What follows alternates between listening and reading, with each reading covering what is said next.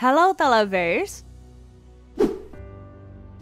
Sejak dipimpin oleh Prabowo Subianto, Kementerian Pertahanan memang dikenal gencar buat ngedatengin sejumlah alutsista high-end. Sayangnya, di antara deretan alutsista baru yang didatangkan belakangan, salah satu jet tempur paling mematikan dan berbahaya saat ini justru nggak masuk dalam daftar pembelian. Loh, memangnya kenapa? Ya, itu karena pemerintah Amerika Serikat nggak ngizinin semua negara untuk membeli jet ini, biarpun ada duitnya. Alasannya, ya jelas, biar nggak ada negara manapun yang bisa mencontek teknologi yang tersemat di dalam mesin pemusnah massal ini. Mirip sama F-22 yang benar-benar nggak dijual ke luar negeri sama sekali. Kala itu, Departemen Pertahanan Amerika Serikat mengeluarkan program bernama Joint Strike Fighter yang bertujuan untuk mengembangkan sebuah pesawat generasi kelima.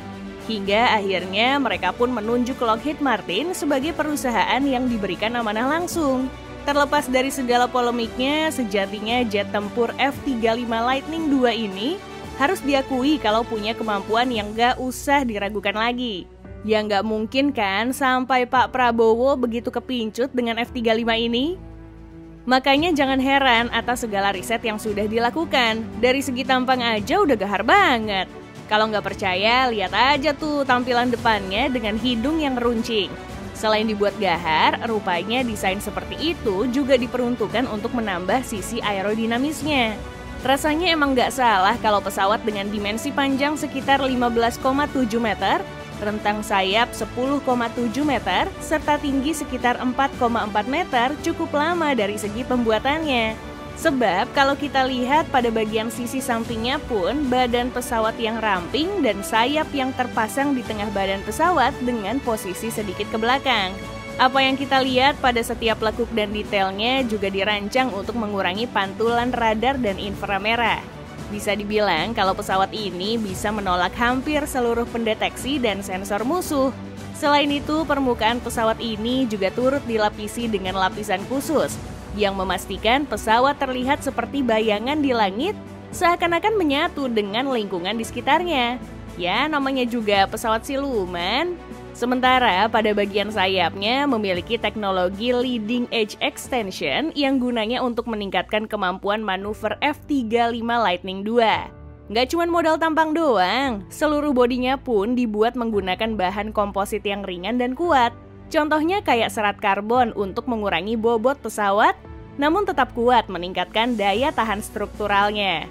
Sudah selesai melirik semua bagian luarnya, pasti jadi banyak yang penasaran kan kira-kira kayak gimana sih bagian dalamnya? Tentunya kokpit jet tempur ini dibuat untuk ngimbangin apa yang ada di luar tadi. Lihat aja tuh kokpitnya yang didukung oleh teknologi canggih seperti kursi ejeksi yang bisa melindungi mereka dalam situasi darurat. Sistem itu pun adalah salah satu fitur keselamatan yang disiapkan pada F-35 Lightning II. Jet tempur dengan satu orang awak ini juga tetap memperhatikan sisi ergonomis dengan kursi yang bisa diatur sesuai dengan kenyamanan sang pilot. Gak lupa pula terpasang side stick yang posisinya di sebelah kanan yang berfungsi sebagai kemudi pesawat. Nah, yang menarik di dalam sini adalah kokpitnya yang gak seperti pesawat tempur pada umumnya yang memuat banyak tombol. Jadi kesannya kayak simple aja tapi masih syarat akan fungsi. Selain dibuat nyaman, pilot merasa seperti memiliki penglihatan tajam saat sedang mengudara. Dengan informasi dari radar, penginderaan inframerah, dan pemetaan elektronik terintegrasi dengan sempurna.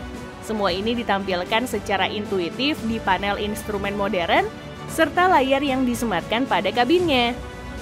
Lanjut, bicarain soal performa yang dimiliki F-35 Lightning yang terbilang luar biasa untuk kelas pesawat generasi 5. Berbekal mesin turbofan afterburning, F-135 rakitan manufaktur ternama, yaitu Pratt & Whitney sanggup memberinya daya dorong sampai 191 kN. Pesawat ini mampu mencapai kecepatan supersonik sekitar 1930 km per jam. Mesin itu pun menjadi salah satu komponen kunci F-35 Lightning II, dan ini menjadi yang terbaik soal performa. Soalnya, selain mampu membawa terbang sejauh 2.200 km, mesin itu punya tingkat emisi yang rendah dan tentunya lebih ramah lingkungan dibandingkan dengan beberapa mesin jet sebelumnya. Pabrikan Amerika sih emang gak main-main ya dalam membuat sesuatu. Itu pun terlihat dari segala sistem persenjataan yang disematkan. Di antaranya seperti senjata utama kaliber 25 mm serta rudal air-to-air seperti rudal Sidewinder dan air-to-ground terbaik untuk sebuah jet. Merasa belum puas, mereka pun gak lupa menyematkan beberapa jenis bom yang salah satu diantaranya bertenaga nuklir. Wah, ini nih yang bahaya. Kalau udah ngomongin nuklir sih, lawan udah pasti ketar-ketir. Siapa coba yang gak takut kalau sudah berkaitan dengan senjata pemusnah massal tersebut? Bener kan? Berbagai jenis persenjataan tadi rupanya didukung oleh segudang fitur canggih.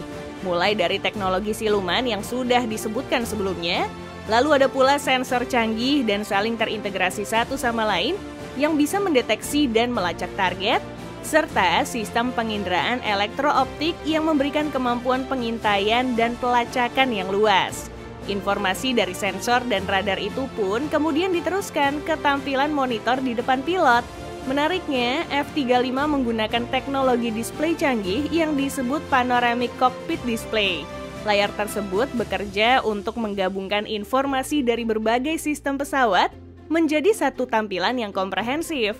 Beberapa fitur canggih itu pun makin komplit dengan hadirnya helm canggih sang pilot yang diklaim punya segala informasi tentang pesawat ini.